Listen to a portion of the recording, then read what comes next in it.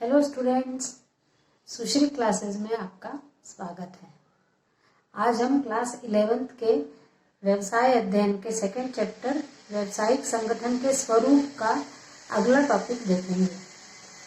तो अगला टॉपिक है हमारा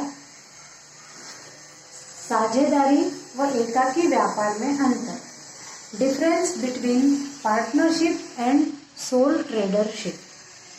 तो हमने अभी पिछले वीडियो में साझेदारी क्या है ये भी देखा है और एकाकी व्यापार क्या है ये भी समझा है।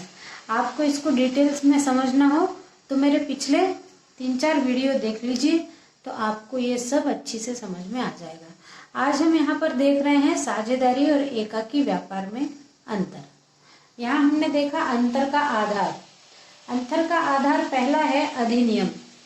तो साझेदारी जो है वो भारतीय साझेदारी अधिनियम 1932 के अंतर्गत साझेदारी के सारे नियम हैं और एकाकी व्यापार के लिए इसके लिए अलग से कोई भी अधिनियम नहीं है। फिर दूसरा अंतर का आधार है सदस्य संख्या। तो साझेदारी में अधिकतम 20 सदस्य हो सकते हैं, लेकिन यदि बैंकिंग साइड है तो उसमें अधिकतम 10 सदस्य हो सकते हैं और न्यूनतम 2 सदस्य होने चाहिए, तब वो साझेदारी कहलाती है। और एकाकी व्यापार में तो केवल एक ही व्यक्ति होता है, क्योंकि एकाकी व्यापार का ही मतलब है कि एक परिवार का एक व्यक्ति जो है वो व्यापार करेगा। वो अपने परिवार के लोगों की मदद ले सकता है, लेकिन वो उसमें पैसा देकर शामिल नहीं होते। फिर है ठहराव। तो ये साझेदारी के जो भी नियम कानून है इनका ठहराव या इनका तय किया जाता है लिखित या मौखिक रूप से। कहीं कहीं मौखिक चल जाता है, जहाँ जहाँ ज्यादा अच्छे संबंध हो वहां मौखिक चल जाता है, लेकिन यदि अच्छे संबंध नहीं है तो लिखित भी होना चाहिए। लिखित या मौखिक दोनों प्रकार से बातों को तय किया जा सकता है। और एकाकी व्यापार में एक ही व्यक्ति होने के कारण कोई ठहराव नहीं होता। फिर क्षेत्र। क्षेत्र यानी साझेदारी का क्षेत्र विस्तृत है और साझेदारी की अपेक्षा यदि तुलना की जाए तो एकाकी व्यापार का क्षेत्र सीमित है, क्योंकि अब साझेदारी में ज्यादा लोग रहेंगे तो उसकी लागत, उसका जो पैसा इन्वेस्ट करना है वो भी बड़ा होगा, तो उसका क्षेत्र भी विस्तृत होगा। और एकाकी व्यापार में वो क्षेत्र साझेदारी की तुलना में सीमित होगा। फिर है गोपनीयता। साझेदारी में जहां अधिकतम 20 लोग हो सकते हैं तो गोपनीयता भंग होने का भी खतरा होता है, क्योंकि हो सकता है कोई ऐसा हो जो सारी बातें अपनी किसी दूसरे को कह देता हो, तो वो व्यापार की जो गोपनीयता होनी चाहिए वो भंग होने का खतरा होता है। जबकि एकाकी व्यापार में तुलना में पूर्ण रूप से गोपनीयता रहती है, क्योंकि जब तक वो व्यक्ति नहीं चाहेगा तब तक वो अपनी कोई भी बात कहीं बाहर नहीं बताएगा। फिर और लाभ और हानि। साझेदारी में जिस प्रकार लाभ का बंटवारा होता है, जितने लोगों ने पैसा लगाया होगा उनको सबको लाभ का बंटवारा होता है, तो जब हानि होती है तो हानि की भरपाई भी सबसे कर ली जाती है। और एकाकी व्यापार में एक अकेला व्यक्ति होने के कारण लाभ भी उसका खुद का और हानि भी उसकी खुद की, वो स्वयं लाभ या हानि के लिए उत्तरदायी होता है। फिर प्रबंध। साझेदारों में से कोई एक प्रबंध हो सकता है, क्योंकि साझेदारी कई गुणों को एक साथ लाने की प्रक्रिया है। तो हो सकता है कि कोई अच्छा प्रबंधक हो उनमें से जो साझेदार हो, तो वो साझेदार जो है वो ही अपने व्यवसाय के लिए प्रबंधक का काम कर सकता है।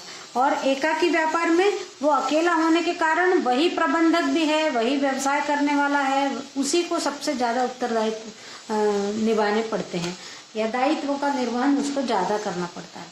फिर है उत्तराधिकारी।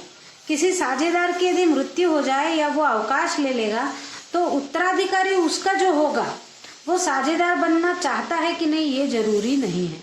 मान लीजिए 10 व्यक्तियों में से एक व्यक्ति की मृत्यु हो गई, तो जिस व्यक्ति की मृत्यु हुई उसके परिवार के लोगों को तो उत्तराधिकार मिलेगा, लेकिन वो उत्तराधिकार लेकर वो क्या फिर से उसी व्यवसाय में साझेदार बनना चाहते हैं या नहीं, ये उनके चाहने पर होता है। अनिवार्य नहीं है कि अब वो उसमें साझेदार रहेंगे, वो उसकी इच्छा पर रहेगा।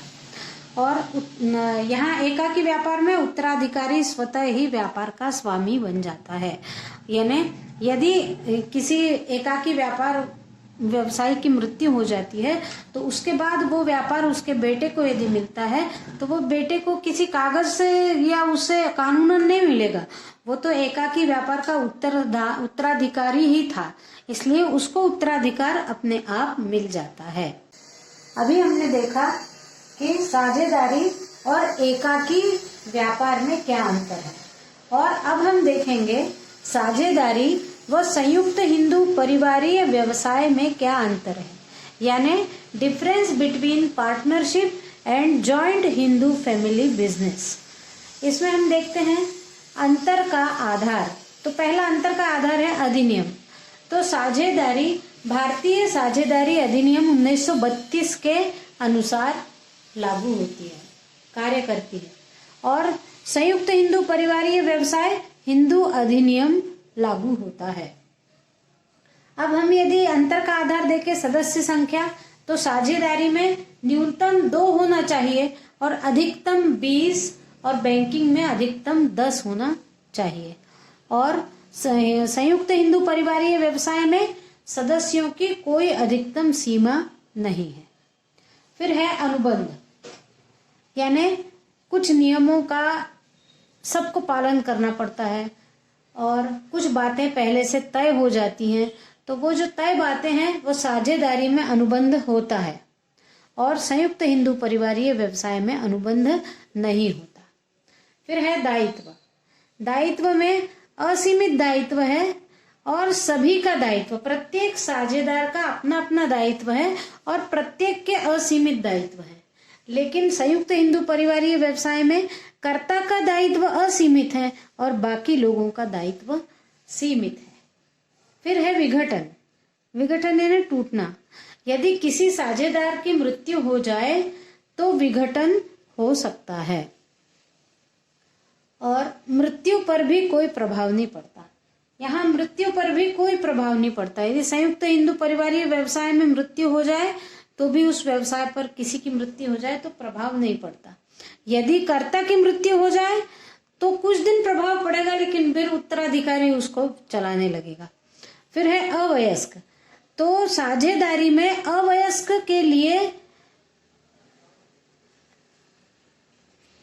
केवल लाभों के लिए सम्मिलित हो सकता है, लेकिन संयुक्त हिंदू परिवारीय में अवयस्क पुरुष सम्मिलित हो सकता है, महिलाएं नहीं।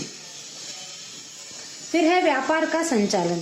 सभी साझेदार व्यापार का संचालन कर सकते हैं। हर एक जो जिनने अपने शेयर लगाए हैं या जो पार्टनरशिप में है वो सब व्यापार का संचालन कर सकते हैं, और संयुक्त हिंदू परिवारीय व्यवसाय में सिर्फ कर्ता ही व्यापार का संचालन करता है। फिर है पंजीयन। तो साझेदारी फर्म का पंजीयन अनिवार्य नहीं है, किंतु कुछ लाभ पंजीयन के बाद प्राप्त होते हैं, उन लाभों को पाने के लिए पंजीयन करवा लेना ज्यादा अच्छा है, और संयुक्त हिंदू परिवारीय व्यवसाय में पंजीयन की आवश्यकता नहीं होती है। अब देखिए साझेदारी और संयुक्त हिंदू परिवारीय व्यवसाय में अभी हमने अंतर देखा। आपको संयुक्त हिंदू परिवारीय व्यवसाय क्या है और साझेदारी क्या है, ये अच्छी से समझने के लिए पिछले कुछ वीडियोस को देखना पड़ेगा, तब आपको ज्यादा अच्छी से समझ में आएगा। तो आज के लिए इतना ही। सुश्री क्लासेस को देखते रहिए, क्लास अटेंड करते रहिए। Thank you.